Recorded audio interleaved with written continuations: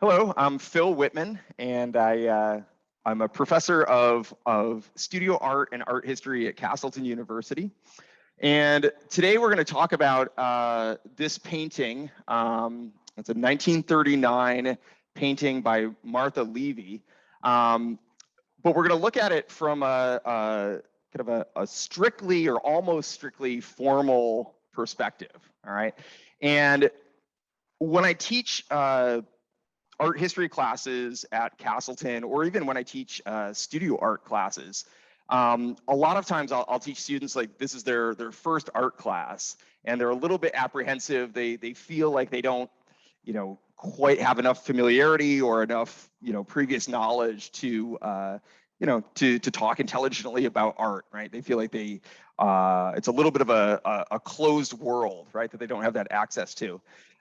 So one of the things I like to do early on in the semester, and actually throughout the semester, is to remind students that, when we're looking at a work of art or any object, right, we all have the ability to sense it, right, primarily through vision, but all through touch and some of the other senses sometimes, especially when we're talking about sculpture, and that we shouldn't discount that, right? That's actually a very, probably the most immediate way that we gain information and sort of, learn about what we're looking at, but also learn about ourselves and how we're bringing our own kind of experiences to bear on interpreting the work.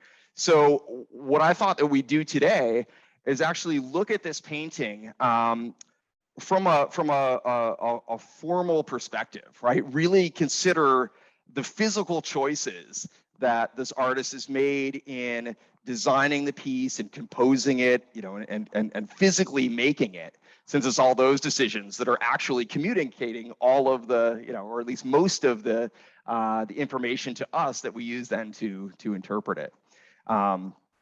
And so whenever we look at a work of art, there are these layered various methodologies that we can use, right? And the most basic, I think, is a formal analysis, right? When you're looking at the physical facts of the piece itself. And I actually love that I'm used to, projecting digital images like I was talking about before.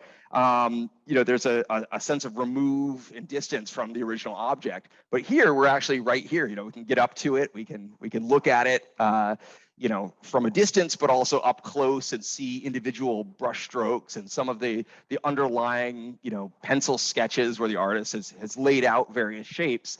So we have a lot of insights into kind of how it came together and how it was made.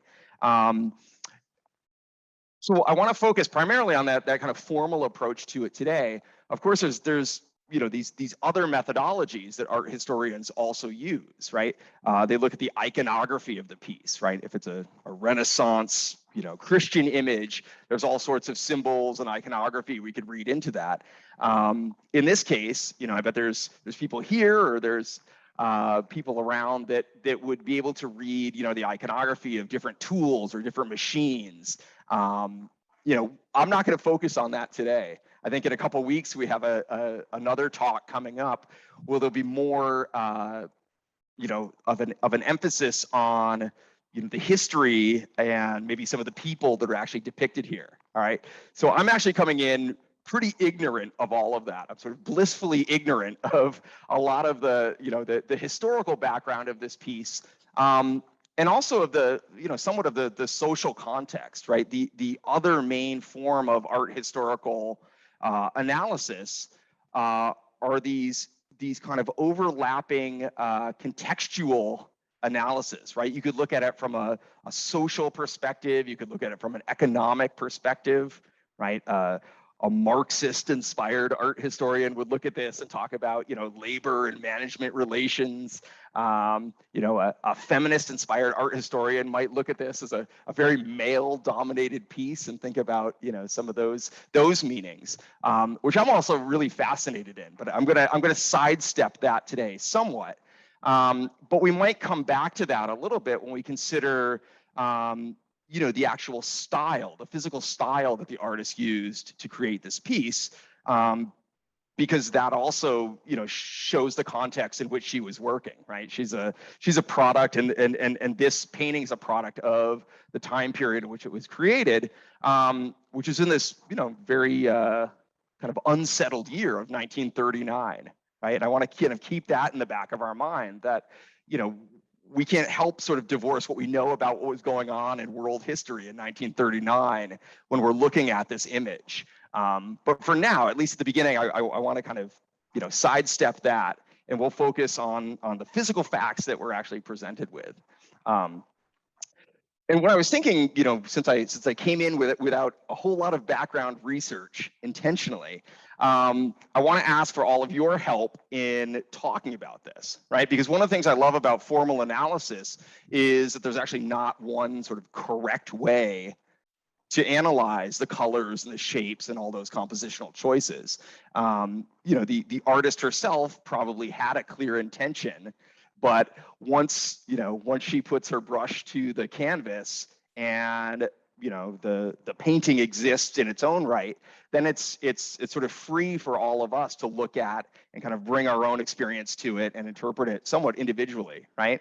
And I think the real sort of the meaning of the piece as a work of art is in the communication between the artist and then all of our experience. And if we talk about it and kind of discuss how we're each responding to it, right, we kind of come to some sort of shared consensus about what we think this means. So that's what I'm kind of hoping to do today. So I want to invite you to share your experiences, and if there's people that are watching online, I think that they can write in or share questions as well.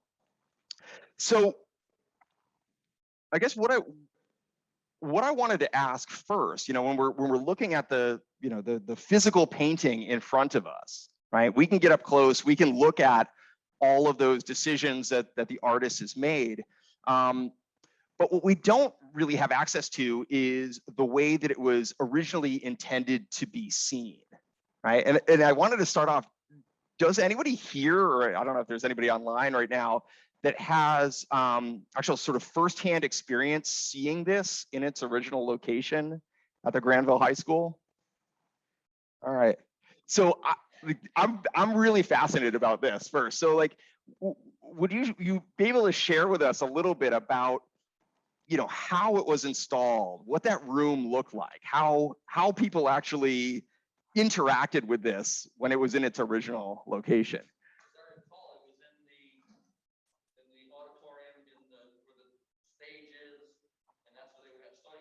Okay. Okay.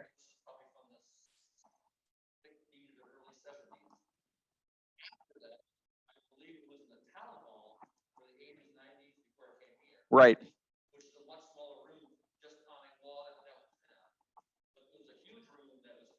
Okay. Yeah, that's interesting to me because the space in which it's installed sort of controls the way that a viewer experiences it, right? Okay, so it's pretty high up, in this large space. Is that your recollection as well?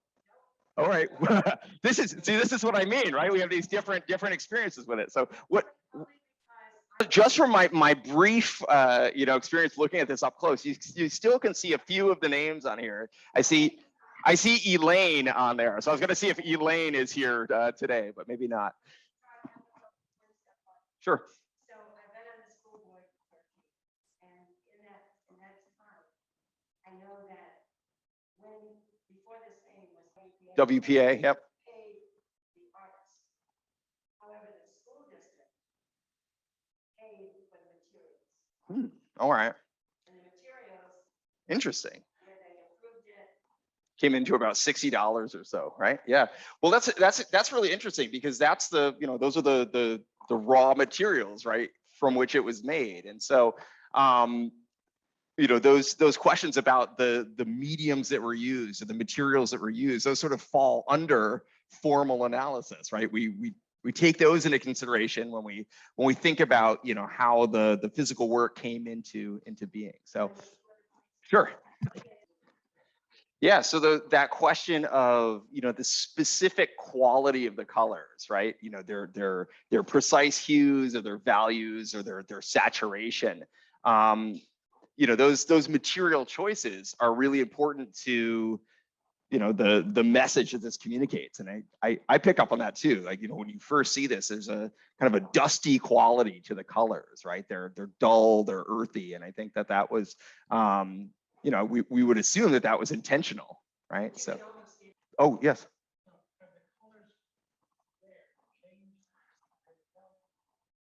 I wouldn't say so. From what I know of it, it was in the school for for a while, and then it was conserved, right? So it was cleaned up. Maybe some of the names and initials were cleaned up. But I would suspect that the colors are pretty close to what they originally would have looked like there. Yep.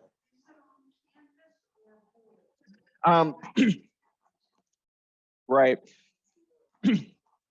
It seems to me that it's on canvas stretched over board. Is that, and I haven't looked at it from the back or that closely, but is that what you understand? So it's on canvas, but canvas mounted not just on stretchers, but over a solid board. So yeah. Well, technically it is oil on canvas, but then also on board, right? So so all of these things that people are mentioning are important, right? And they're sort of ingredients in the overall effect that we get from the finished work. So, one of the things that we do in classes when we're analyzing an artwork is talk about how there's all these different things going on simultaneously, right? And I think that's what's particularly interesting to me about painting as opposed to other types of art mediums. Sculpture, right? It's all there, but you have to sort of walk around it and you experience it differently. Generally with painting, your eye takes in everything that's there all at once. But in a sense, you can't consciously, sort of notice everything simultaneously, and you can't sort of analyze or explain everything simultaneously. So we need to sort of pick it apart, right?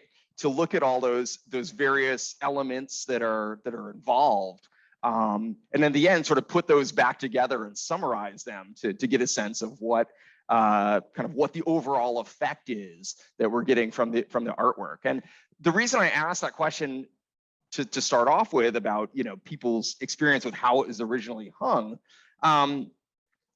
is because I think the first thing that I notice about this, and I don't know if this is the same for you, is just kind of the physical presence of it, right? Its size, and I don't have the number of inches right on hand, but we can think about its scale, right? And the relationship between size and scale. Size is something we can measure, right? We have that. But scale refers to sort of the impact that the piece has on us as a human viewer, either getting up close or sitting at one of those desks in the study hall, kind of looking up at this thing looming over us. And when I think about the scale, it's pretty massive because it is in these three panels. And I guess the other thing that I noticed straight away is it's like intense horizontal format, right? The fact that it's bigger than I am, it sort of looms over me, but that it actually is difficult to take it all in at once. You have to be a certain distance back to be able to see the thing. And I can imagine sitting in one of those study hall desks, your eye probably kind of roves back and forth through the painting, right? Maybe noticing different parts of it. And the way it's installed here, I think viewers are actually encouraged to sort of come up to it and maybe move through it. So you're almost, encouraged to participate in it. And I think that's part of, kind of the tradition of mural painting or panoramic painting. And some of my own research, I'm really interested in 19th century American art, and especially panoramas, which are kind of precursors of cinema, right? Like a large horizontal painting. Sometimes there are cycloramas where they're fully in the round.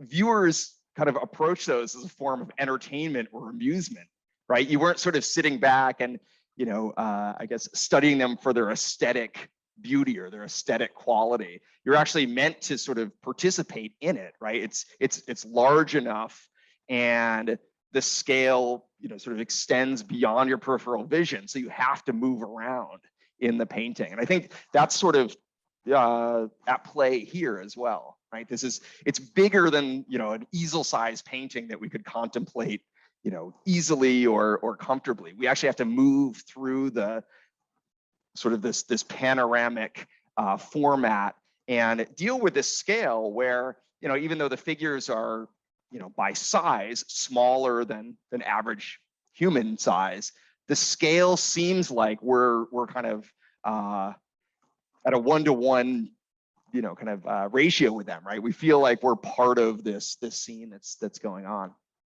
So since we can't sort of take in all of these different elements and sort of ingredients in this all at once, when I have students talk about a painting, or especially when they write a formal analysis, I always tell them you have to start somewhere, right? And what you're doing is basically building kind of a narrative of how you are experiencing the painting. And that could be different from someone else that's looking at it. And it's always kind of difficult to decide where do you start, right? There's all these different things. There's color, shapes, scale, pattern, repetition. All of this is going on simultaneously. Where do you kind of dive into the painting to start analyzing it? And what I usually recommend is to let your eye kind of scan the piece and see if there's a very particular spot that you feel like either most attracts your attention immediately. Like when you first look at it, is there one place that your eye snaps to immediately? Or, as you kind of, pan back and forth across the painting, do you feel there's a place that has a certain weight to it that your eye is kind of attracted back to? Is there a kind of magnetic point that you feel like you kind of keep coming back to and settling on? So I'll let you look at that just for a second. And I want to encourage each of you to make a decision, say, okay, this is the most specific place I can identify where I think my eye goes to most strongly. All right, so I'll give you a second to think about that, and see if you can even say, is there a particular shape or a particular part of a figure or a building that you noticed, the most strongly? So, does anybody want to offer one up? What you think? Yeah, what do you notice? I think this is the only place we've seen this painting.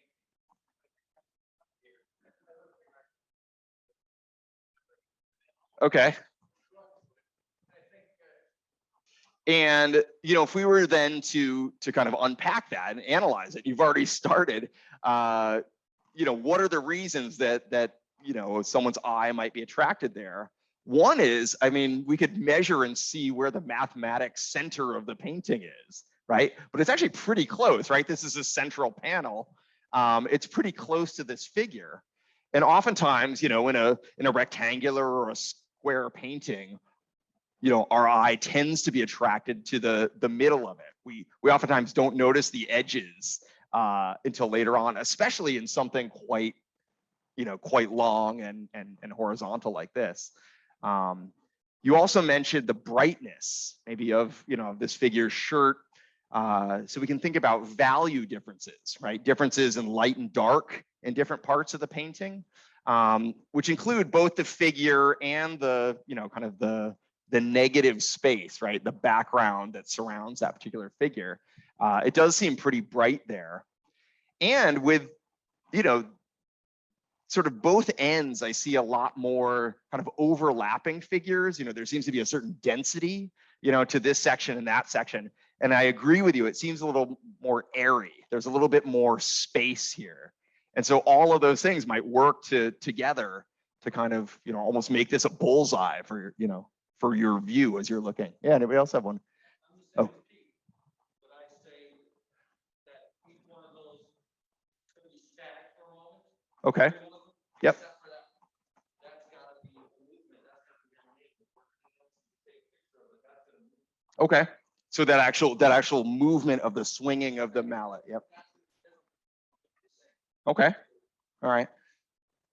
And how does that affect your eye then? Does it seem like there's just an energy to that or something? Right. Right. All right. Interesting. Yeah. Did you have a different one? Okay. And my view is different because I see this as a sequence.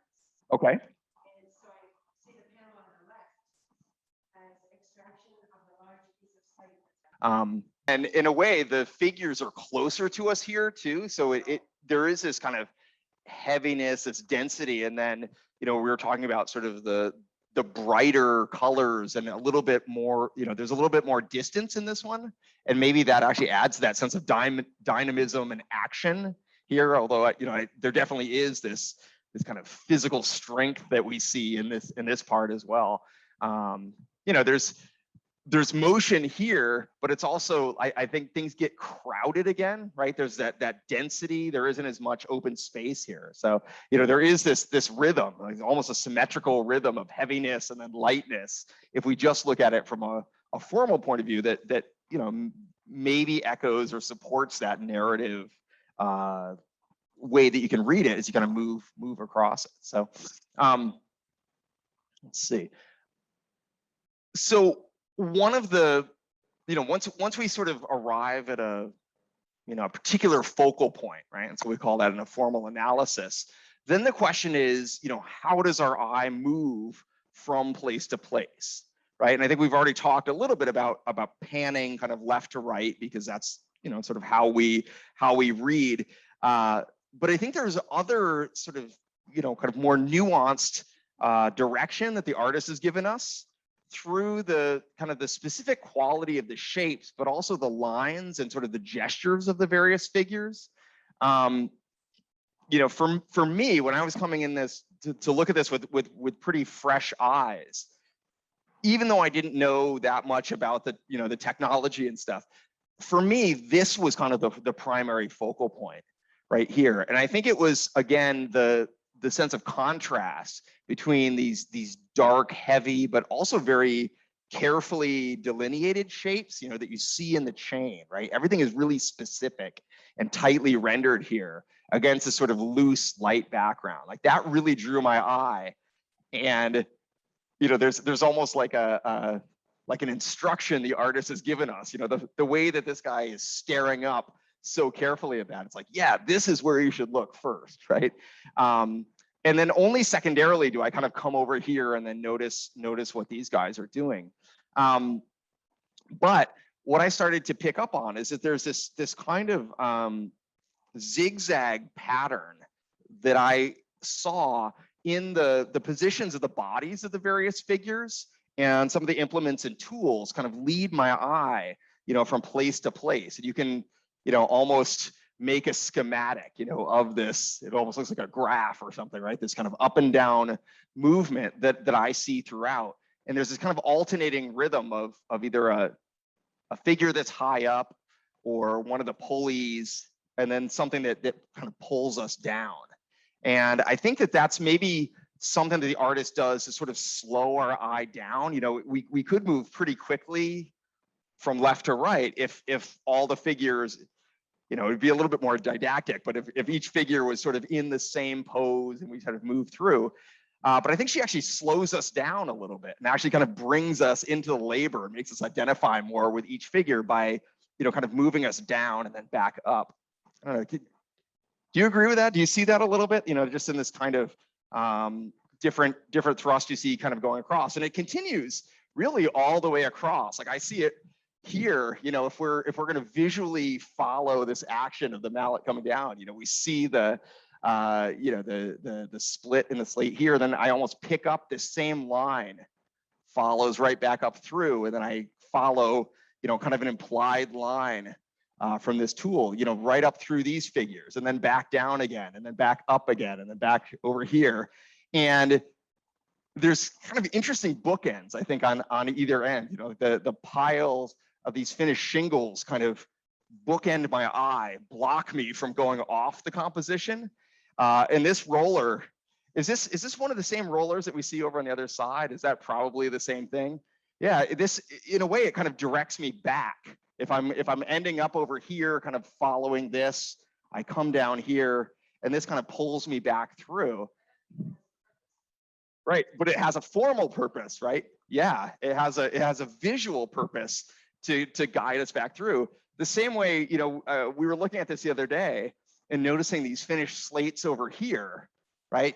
To me, these almost seem like an afterthought. Like, you know, they don't really make a whole lot of sense unless it's a little bit of foreshadowing about, you know, what's going to eventually be produced by the time we get to the end of this story. But I also wonder if visually the artist just needed something kind of dark and dense to kind of lock off the composition in this corner down here. Yeah.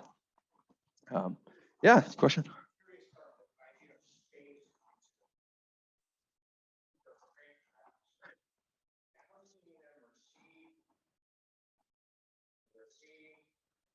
In Alaska, the bridge to nowhere. These like train tracks to nowhere. They just they go end there in the middle, right? I always tell students, like, you know, I guess we have to assume that anything that ends up in the finished painting was on purpose, right? So then the question is why? Why would she do that? So you know, there has been this kind of up and down movement throughout, but there's not a whole lot of kind of shallow to deep depth that I see in a lot of places. You know, I mean, this wall kind of closes off this section over here.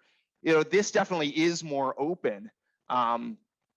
There's an interesting thing that happens between these two panels. Like, there's almost a battle that I see in my eye between, like, is this the furthest depth that we see? Or is it actually over here, right? The colors get lighter. Remember, like this aerial perspective where colors get more washed out and light as they get into the distance. You know, there's a bit of, I guess, more airiness over here, or more distant space for me. But there's less that sort of pulls us back there. Like, I actually agree with you saying here that the tracks are such a strong visual element that they really do, you know, kind of recede into the distance, you know, probably even faster than they would in real life, right? To pull us back there. But there's not a whole lot to see other than, you know, kind of the poles and the wires. And so, you know, I wonder if it's actually there mainly to guide our eye back up to this pulley visually, right? And then to kind of bring us through. You know,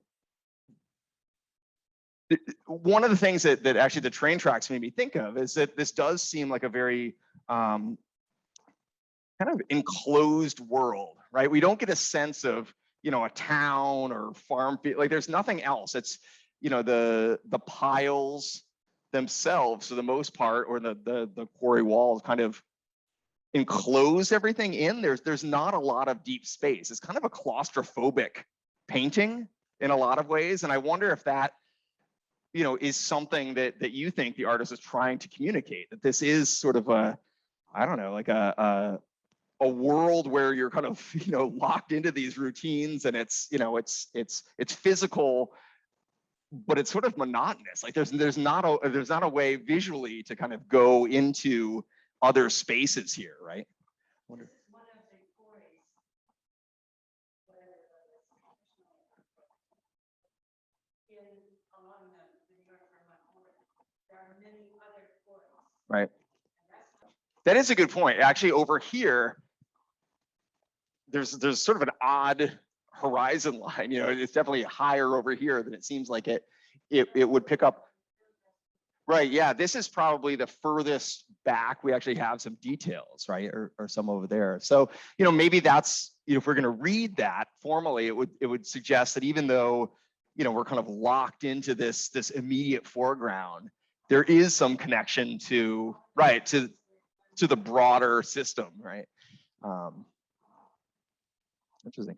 One of the other things that really caught my eye when I was looking at this, if I think about sort of the proportion of individual figures or individual parts to the whole composition, is the space that's devoted to this, like, particularly rickety looking, you know, structure. And we've been talking about it a little bit, you know, whether this is some sort of, you know, shed just to provide shade for, you know, the operations that are going on down below. But does this strike anybody else as kind of maybe unrealistically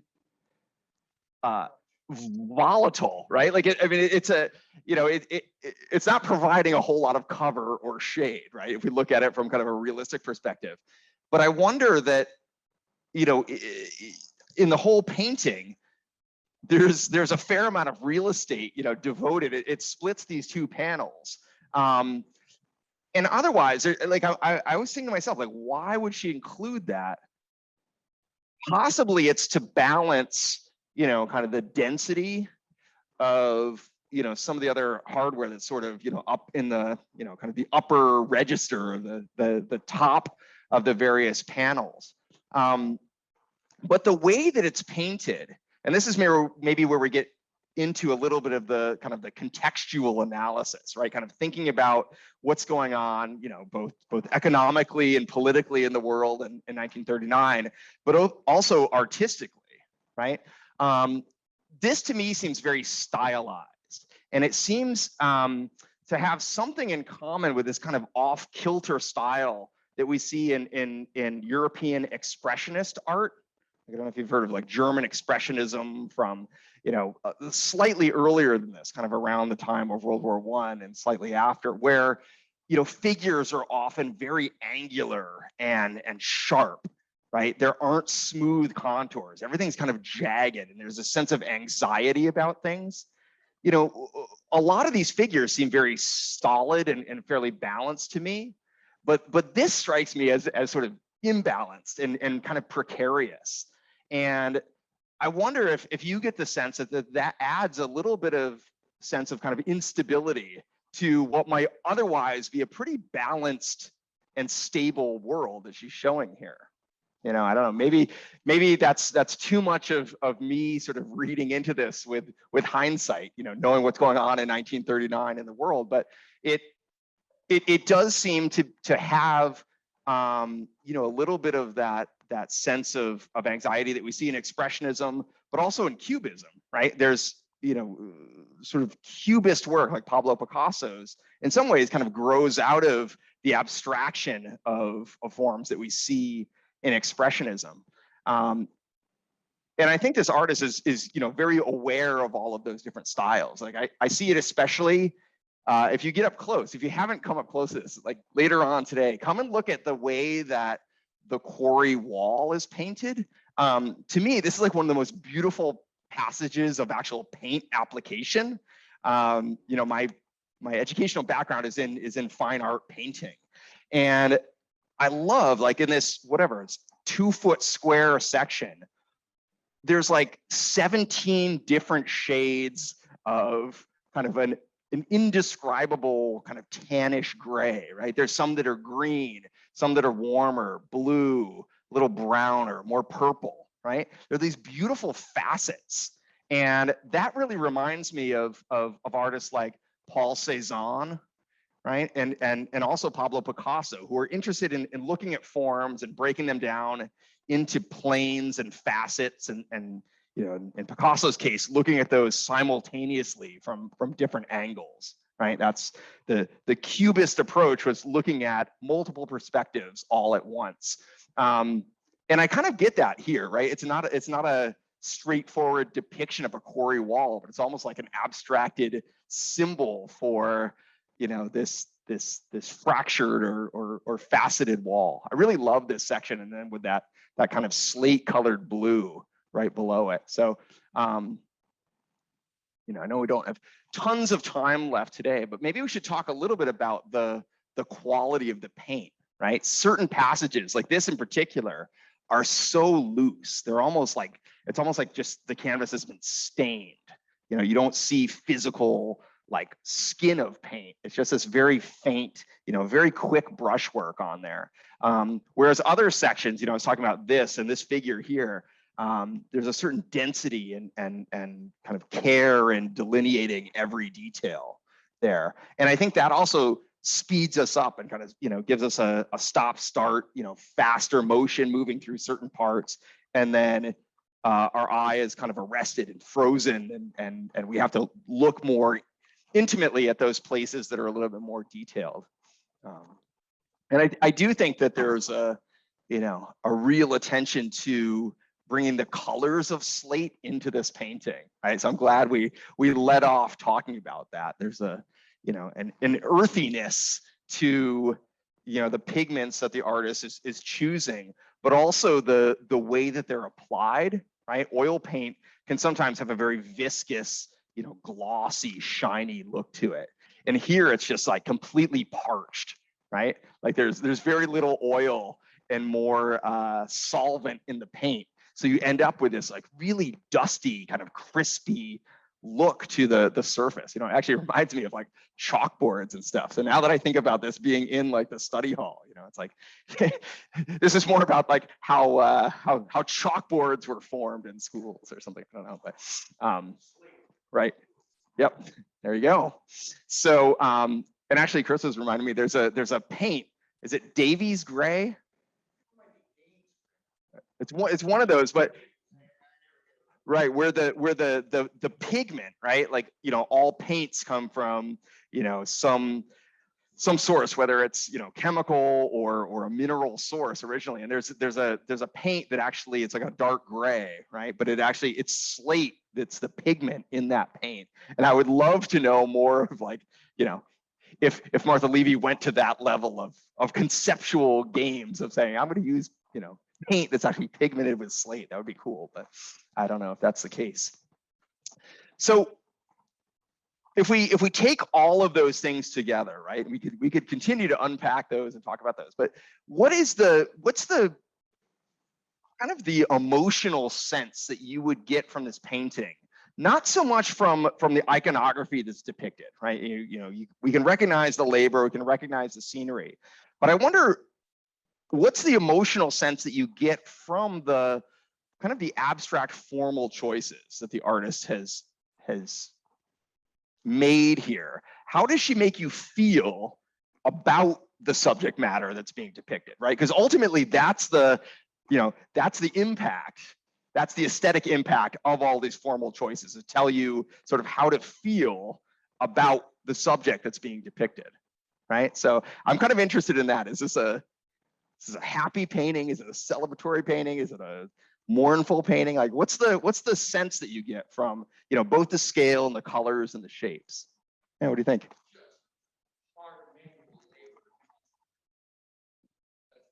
Yeah. And do you think a lot of that does come from the scale? Like, would you get that same feeling, say if this was like a 2-foot long panoramic painting, right? Right. And it's, maybe that has to do too with the quickness, kind of the vigorous way that the paint is applied, right? It's not too precious. It's quick, it's bold, it's big, right? And I think that's what I just realized, and I just sort of put this together. This painting makes me thirsty. It's a dry painting. It's dry colors, it's dry consistency to the paint. And I think that there's a harshness to it, right? It's kind of dry and dusty. Yeah. Right. There's sort of no, there are some blues that are maybe like the only, kind of break in that, but there's no reds. There's nothing, it's just kind of consistent. Yeah. Right.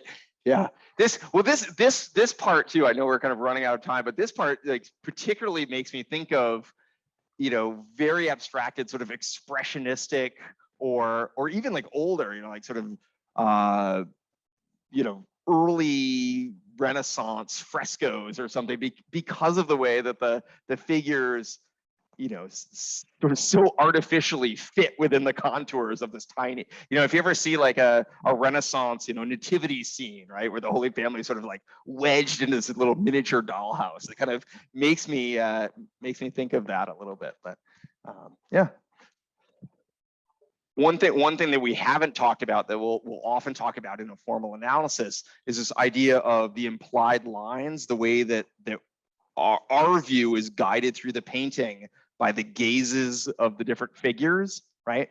And I mentioned it here just in that like he's very clearly looking, but everyone else for the most part, I mean, there's a little of interaction over here and a little bit of expression on some of these guys' faces over here, but a lot of the figures are very self-effacing, right? Like we don't see them necessarily as individuals, and because of that, I think we're sort of made to focus on the bodies. Like it's actually the bodies and not their vision that's guiding our eye through. And maybe that, you know, I don't know, echoes that idea of labor, right? Without.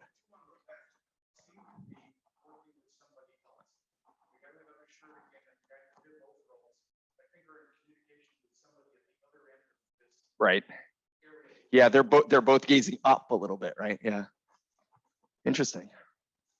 Well, how are we doing for time? I know we'll wrap it up here, and that's, you know, that's one of the great things about this is that, you know, once you sort of dive in, right, you can kind of continually unpack more and more and see it much better. I really appreciate that comment, you know, about the difference between looking and seeing, right?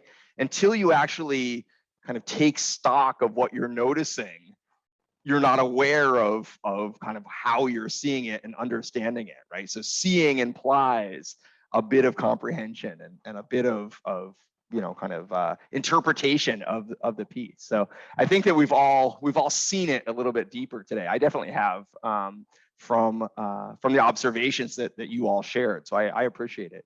So I'll wrap it up there, and then I guess once we finish the video, if anyone wants to talk about it a little bit more, I'm happy to. So thank you. All right.